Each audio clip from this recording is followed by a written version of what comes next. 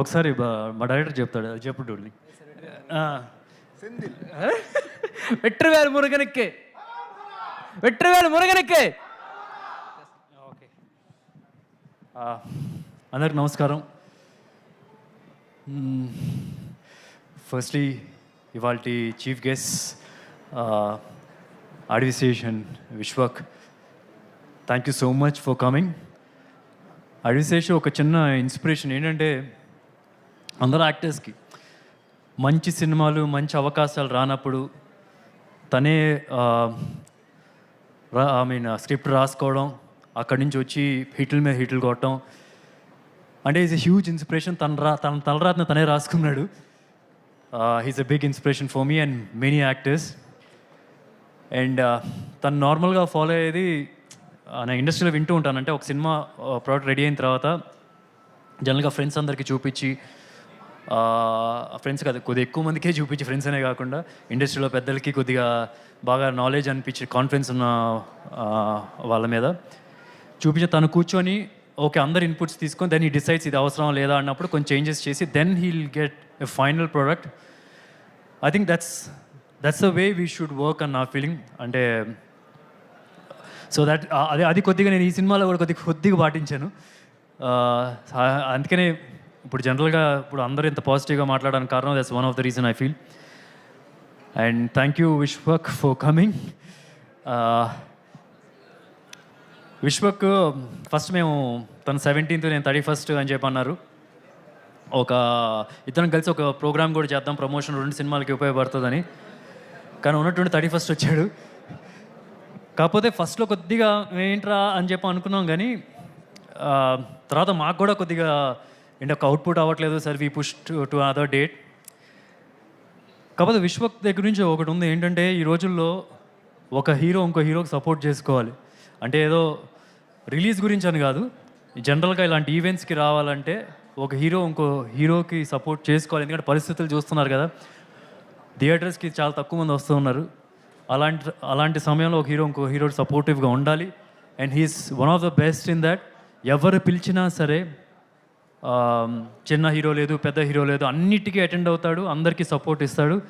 That's a nice quality of his. Thank you Vishwak. Darling ఒక్క నిమిషం, కొద్దిగా అక్కడ ఒక్క సెకండ్ చిన్న ఒక్క నిమిషం.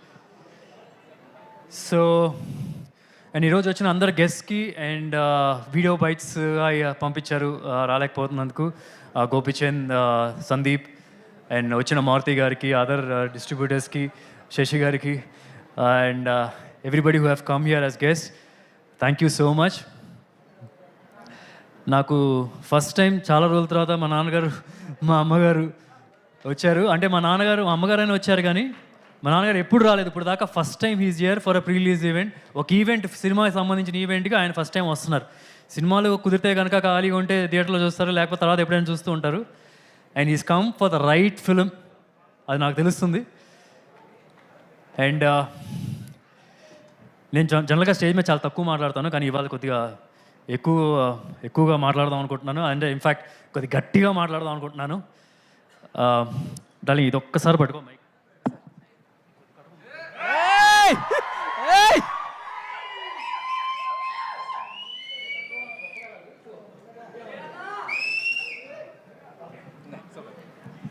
కొద్ది కంఫర్టబుల్గా ఉంటుంది, గాలి వస్తూ ఉంటుంది. వద్దులే మరి, నాన్నగారు ఇక్కడే ఉన్నారు. సో ఓకే, ఇలా పట్టుకుందాం. ఏం లేదు, ఎక్కడి నుంచి మొదలెట్టిన ఎలా ఫీల్ అవుతున్నాను గురించి.